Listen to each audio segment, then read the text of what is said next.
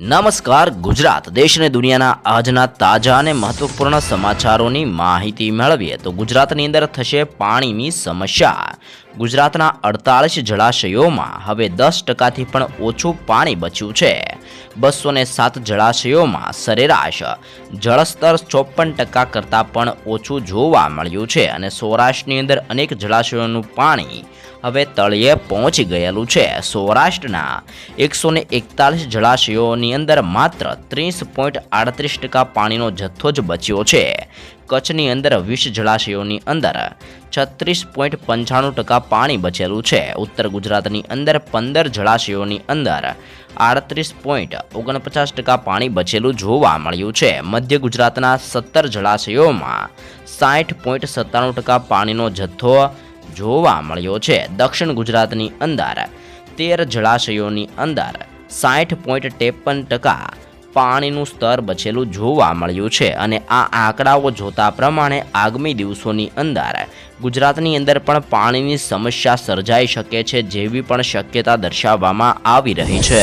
ત્યારબાદના સમાચારની માહિતી મેળવીએ તો રાજ્યની અંદર હીટવેવ એટલે કે ગરમી અંગે મહત્વપૂર્ણ આગાહી કરવામાં આવી છે। સમગ્ર દેશની અંદર તાપમાન ઝડપથી વધી રહ્યું છે। આગામી દિવસોમાં આકરી ગરમી પડવાની સંભાવના દર્શાવવામાં આવી છે।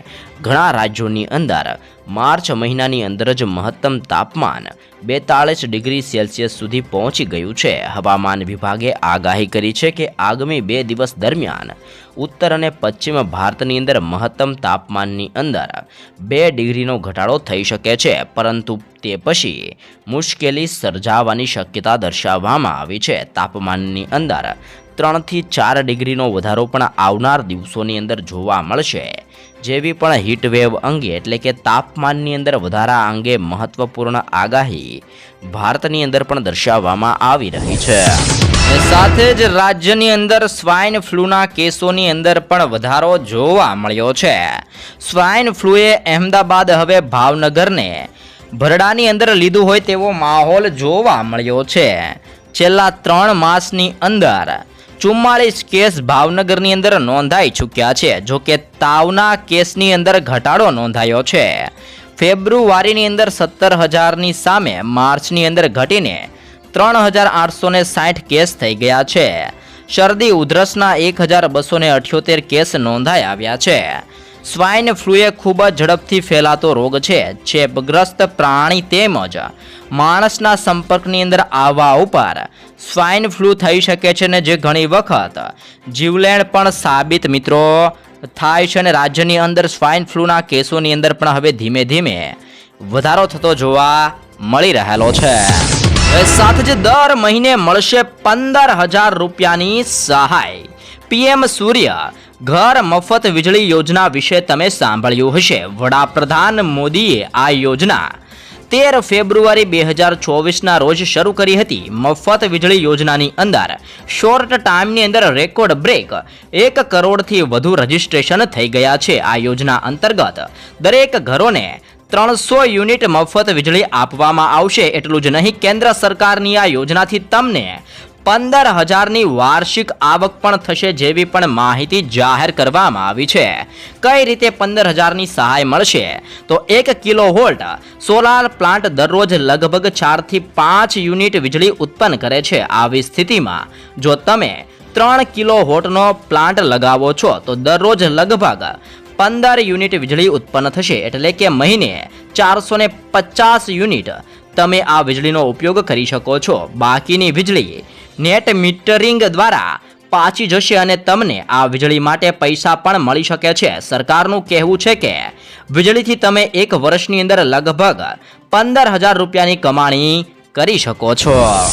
પેટ્રોલ મળશે મિત્રો 75 રૂપિયાની અંદર। કેન્દ્ર સરકારે હાલની અંદર જ પેટ્રોલ અને ડીઝલના ભાવમાં 2 રૂપિયાનો ઘટાડો કર્યો છે અને હવે તામિલનાડુની અંદર શાસક પક્ષ DMKએ તેના ઘોષણાપત્રની અંદર જાહેરાત કરી છે કે જો તેની પાર્ટી લોકસભાની ચૂંટણીની અંદર વધુ બેઠક જીતશે તો પેટ્રોલની કિંમત 75 રૂપિયા અને ડીઝલની કિંમત 65 રૂપિયા લીટર કરી દેવામાં આવશે. હાલની અંદર ચેન્નઈની અંદર પેટ્રોલ 100 રૂપિયા અને ડીઝલ 92 રૂપિયા લીટર ઉપર વેચાઈ રહ્યું છે. સાથે જ ડીએમકેએ તમામ પરિવારોને રૂપિયા 500ની અંદર ગેસ સિલિન્ડર આપવાની પણ મહત્વપૂર્ણ જાહેરાત કરવામાં આવી છે.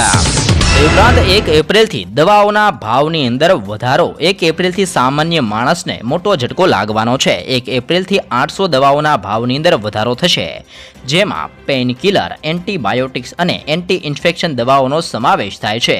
આ પહેલા વર્ષ 2022ની અંદર દવાઓની કિંમતમાં 10થી લઈને 12% વધારો થયો હતો અને હવે સરકારે જથ્થાબંધ ભાવ સૂચકાંકની અંદર ફેરફાર કર્યો છે. ફાર્માસ્યુટિકલ કંપનીઓનું કહેવું છે કે દવાઓના ઉત્પાદનની કિંમતની અંદર સતત વધારો થઈ રહ્યો છે. આવી સ્થિતિમાં ભાવ વધારાથી થોડી રાહત મળશે તેવી પણ માહિતી જાહેર કરવામાં આવી છે અને 1 એપ્રિલથી 800થી વધુ દવાઓ છે જેના ભાવની અંદર વધારો જોવા મળવાનો છે.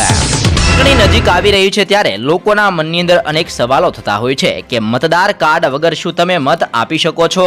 ચૂંટણી પંચે ઘણા દસ્તાવેજો જણાવ્યા છે જેની મદદથી તમે તમારો મત આપી શકો છો. જો તમારી પાસે ચૂંટણી કાર્ડ નથી તો Aadhaar card, driving licence, MNREGA card, સરકારી સેવા કાર્ડ, પાસપોર્ટ, ફોટો ચોંટાડેલું પેન્શન કાર્ડ, આરોગ્ય વીમા card, smart card, photo passbook, અન્ય વિકલાંગતા કાર્ડ અને સત્તાવાર ઓળખ કાર્ડમાંથી કોઈ પણ કાર્ડ તમે બતાવીને તમારો મત મિત્રો આપી શકો છો.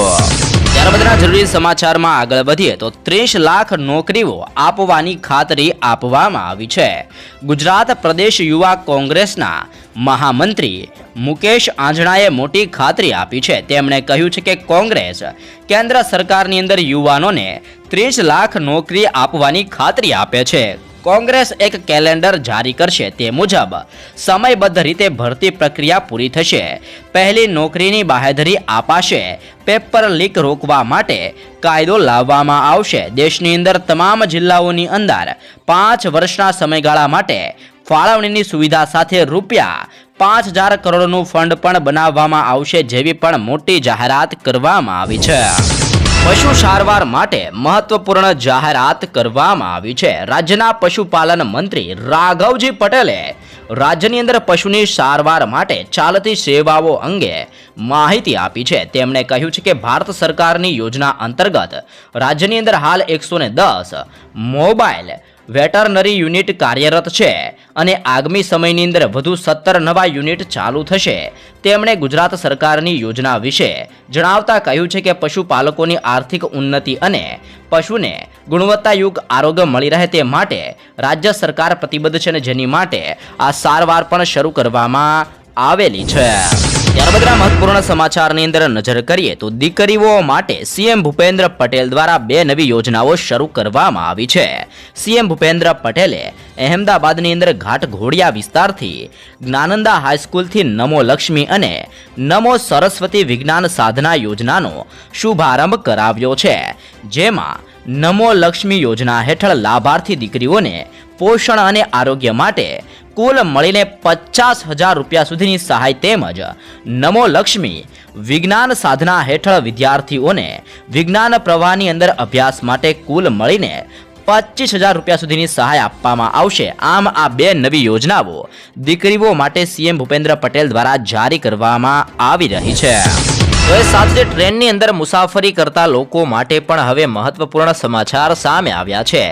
રેલવે બોર્ડ દ્વારા રેલ ભાડાની અંદર ઘટાડો કર્યો છે. ટ્રેનનું લઘુત્તમ ભાડું 1/3 કરવામાં આવ્યું છે, એટલે કે 10 રૂપિયા કરવામાં આવ્યું છે. આનાથી રોજ અપડાઉન કરતા લાખો મુસાફરોને રાહત મળી છે. છેલ્લા 3 વર્ષની અંદર લઘુત્તમ ભાડું 10 રૂપિયાથી વધારીને 30 રૂપિયા કરવામાં આવ્યું હતું અને વર્ષ 2020માં કોરોના મહામારી આવી તે પહેલા ટ્રેનનું લઘુત્તમ ભાડું 10 રૂપિયા હતું. કોરોના પછી તેને 30 રૂપિયા કરવામાં આવ્યું હતું અને જેને હવે ઘટાડીને ફરી એકવાર 10 રૂપિયા કરવામાં આવી રહેલું છે.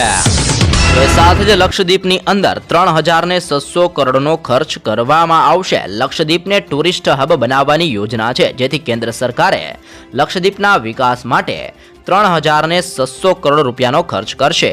કદામત આઇલેન્ડ ઉપર 1,034 કરોડનો ખર્ચ કરવામાં આવશે અને આ ફંડનો ઉપયોગ પોર્ટ અને બીચના વિકાસની અંદર કરવામાં આવશે. અને મળતી માહિતી અનુસાર કેન્દ્ર સરકાર લક્ષદ્વીપ સમૂહમાં આવેલા કરવતી, અગાતી, અગ્રોથ, કદામત અને કલ્પેની ટાપુઓના વિકાસ કરવામાં આવશે. આ બંદરો ઉપર રસ્તાઓ બનશે, સાથે જ હાઈવે સુવિધાઓ પણ વિકસિત થશે જેવી પણ માહિતી જાહેર કરવામાં આવી છે.